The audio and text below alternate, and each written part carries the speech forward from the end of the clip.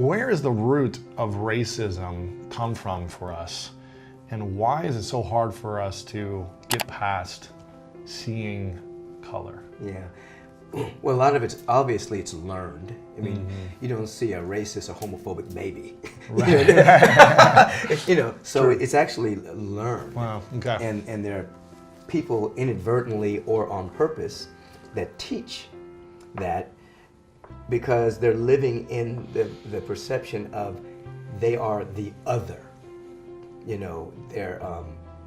darker, they're lighter, whatever the other is. They're from that country, Different language, different culture, different religion, whatever the case may be.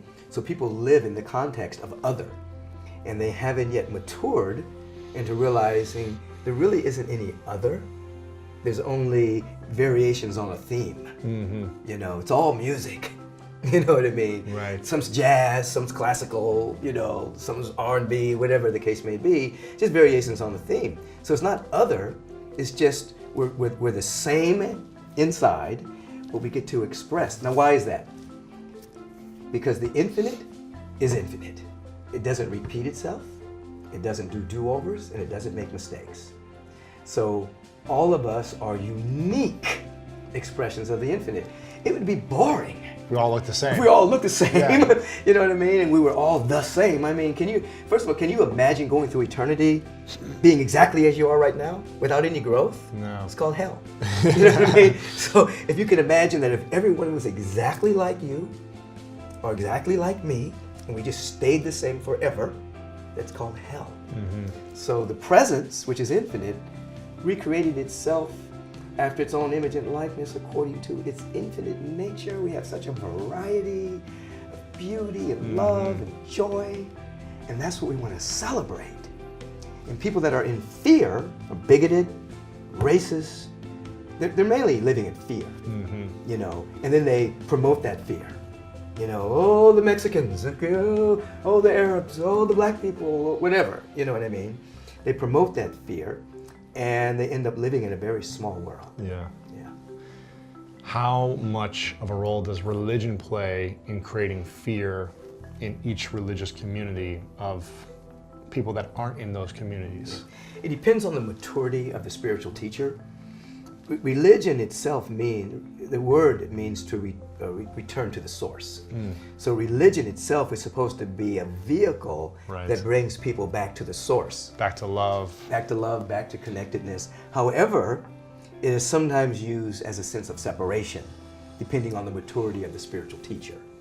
So it's supposed to bring you, it's a boat, a boat or some kind of vehicle to bring you to an encounter with the transcendent. Once you have an encounter with the transcendent, you can celebrate the growth that brought you there, but you're not trying to hang on to it. You know what I mean? So it's like, sometimes we'll say things like inadvertently, well, he was a Jewish mystic or he was a Christian mystic. Now, actually, when a person becomes a mystic, they kind of transcend the boat that got them there. There's no such thing as a Christian mystic.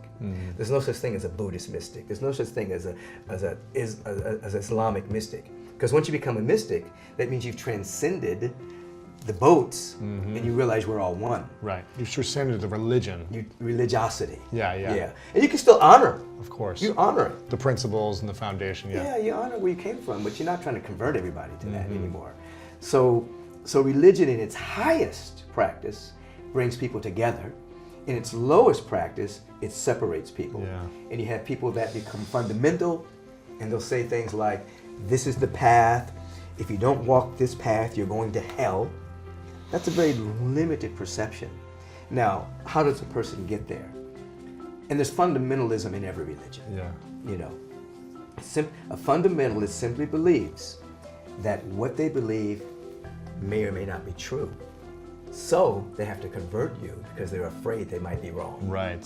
You see. But once you know something, you don't convert. It's like, 2 + 2 is 4. Yeah. So if you go into a room and your teacher is teaching and everybody's talking, no, 2 + 2 is 5. No, 2 + 2 is 8. You're going to back out of that room. You're not going to get into an argument. because you know 2 + 2 is 4. You know the truth. You know the truth. So you just say, peace and blessings, you do your math, and I'll do mine. But if you're fundamental, if you just believe 2 + 2 is 4, if you don't really know 2 + 2 is 4, but you just believe it, and you become a very high believer, 2 + 2 is 4, I'm going to convert you, then you run into trouble there. Yeah. So our religions take us beyond belief, which we practice, into a deep knowing. And then you have tolerance and appreciation and compassion for people who are stumbling along their path. What if it's a family member that has a strong belief, Yeah. and you're like, gosh, that just doesn't make sense, or that's not the truth, or that's not the knowing? How do you have compassion for someone that's so aggressively, I don't have this in my life, but I'm just curious for anyone No, but listening, it's pretty common. right? Where it's like family members or friends or partners, where they're so against a different belief and they try to pull you apart. How do you have that type of compassion, or what do you say to those people? Well, first of all, if they're so against something, that means there's fear there. Mm-hmm. So we have to understand what compassion is. Compassion, I define compassion as the understanding of the lack of understanding. Interesting, yeah. The understanding of ignorance, Yeah. or the understanding You of just the lack. understand it. Yeah. You don't agree, not in alignment with Right. it, but your heart stays open and you bless. And you realize that you cannot assist an unreceptive mind. You can't convince, you can't convert, you can't do anything. So you just leave them alone. You just love them, One day, and you live your life so good that you're shining, you're glowing. And then one day they may ask you, why are you so happy all the time? Right. I just heard that this bad thing happened in your life and you're still grateful. Yeah. What do you have that makes you strong enough to do that? Now, that's a receptive mind. Now you can go back and say, well, you know what? I wake up every day with gratitude. I'm in appreciation for life. But if you try to teach somebody before they're receptive, they will take what you teach and use it against you. And so compassion means I understand the lack of understanding. I'm not going to argue with you. Right. I'm just going to let you be. When have you felt the most loved in your life? Well, besides that moment of the encounter that continues to undulate through me a lot, I'm very fortunate that I came from an unconditional loving family. My brothers and I, we could have made the biggest mistake, but there was never any withhold of love. I remember being arrested. From my your parents. Yeah, I remember being arrested, and my father came to see me, kind of smiled. Just loved you anyways. Just loved me anyway. My mom was there. It was like, I'm waiting for it, whatever. Not that they didn't discipline or all of that they're supposed to do, but there was never any withhold of love. So I come from a baseline of love, which I think is very fortunate. Many people don't come from that. There was abuse, there was neglect, or whatever. I didn't have that. So I have a strong baseline of love, and I have a strong baseline of inclusivity, because my mother was very involved in the civil rights movement. So a lot of the meetings were at my house. Wow. So we had Mexicans, blacks, straight, gay, Jewish people. Everybody was in my house all the time talking about the next thing we were going to do. We were going to pick at this store, we were going to do this or that. So I didn't really have I didn't come to a lot of places where I am now through some kind of revelation. It was just a part of my upbringing. Yeah. So when I remember being in junior high school and people were attacking this guy, he was gay, and I was like, what are you guys doing? So what? What's it got to do with you? Are you afraid of him? Right. What, But that was just in my household, so it wasn't, so I think the baseline of love of my parents, my grandparents, was just a part of the deal. So I probably more shocked when I went out into the world and can see brothers and sisters who don't talk to each other. You know what I mean? It's like, you haven't talked to your brother in 8 years? What happened? You know what I mean? Right. That was like... Didn't make sense, yeah. No, like my daughter and my son are like, how many years apart they are? Like 9 years apart. They're like best friends. You know what I mean? It's like they just love each other. It's just... And I'm always shocked, not anymore, but it's like, you don't talk to your brother. You don't have to agree with him. Right. Just love me. Don't talk about that subject. Yeah. Talk about something else. Yeah. Yeah, so I think the parental vibration, I'm very, and the more I'm on the planet, the more I've appreciated Yeah, that's cool. the environment they both raised us in. I want to ask you a few more questions. This has been really inspiring. I appreciate you opening up. Thank you. When someone is in a relationship that isn't working, an intimate relationship that isn't working, or there's some tension for a few months and there just seems to be a lot of conflict. And when someone is looking to start dating someone, start to get together, both instances. You're talking two different people here. Or are you talking the same? Let's just say two scenarios. Two scenarios, okay. You're in a relationship and you've been together for a while, but now there's a few months of conflict, or there's a period of time that's conflicting and you're not sure whether or not you should stay in the relationship. Okay, that's one scenario. One scenario. The second scenario is two people meet and they're about to start dating. What should be the questions that you should ask each other when you just meet to see if it's a good fit to come together and be partners? And what should the questions be? You've already been together for a while, but there's some conflict and you're not sure about the future. Right. So in the one scenario when people are just meeting, there has to be an understanding of what the intention is. Is the intention to be in relationship, or is the intention just a booty call? Is it just, we just want to have fun, we don't want, so depending on what paradigm a person is living in, we have different kind of questions. Yeah. So if you're interested in a relationship, Let's say you're interested in a relationship. Yeah. then the question is, first of all, we have to define relationship.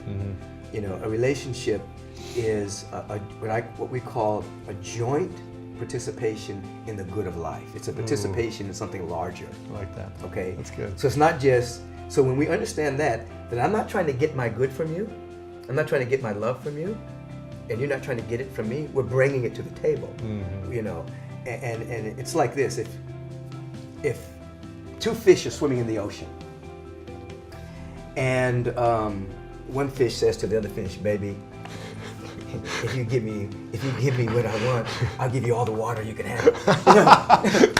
So they're swimming in water. Right. So we're swimming in love.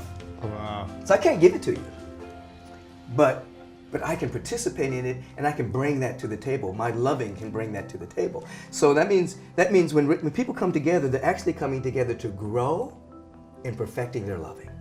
Wow. You see, it's a much more mature state of being. When we're younger, we actually think that person can make me happy.